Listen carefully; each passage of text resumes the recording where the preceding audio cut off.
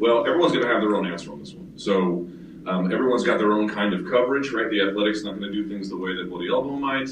SiriusXM is not going to do things and arrange certain relationships in the way that ESPN might. So this is going to be a really tailored answer depending on the media outlet and the kind of coverage that they deliver. For me personally, this has sort of been a long, undulating path. I think what I try to do, and to say that I've done this error-free would not be accurate. I've made a number of mistakes along the way, but I think at this point now, I don't care if they get mad. On the condition that I have tried to maintain some degree of fairness and some degree of professional standard.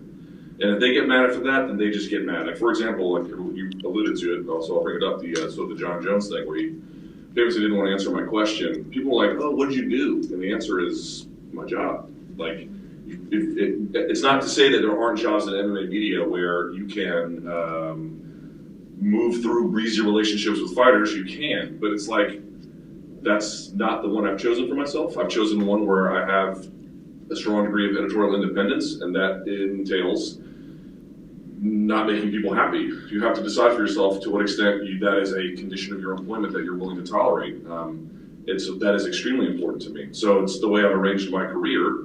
But it also comes with a strong degree of personal responsibility. For example, I've made some mistakes. One fighter who I just didn't get right in assessing what he was doing was Andrei Arlovsky, and he took some exceptions to it, and he was right.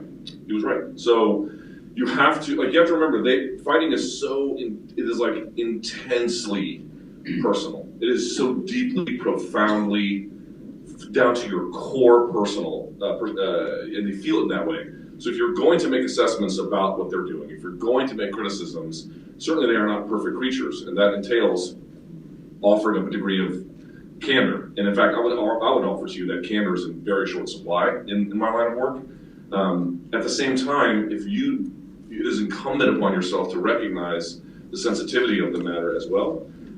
So I think if you try to get that balance right and you lose access, then you just lose access. If they get mad, then they just get mad. But you absolutely must be certain that you took appropriate steps and care to deliver the content in a way that was fair, reasonable, and accurate. And then whatever happens, happens.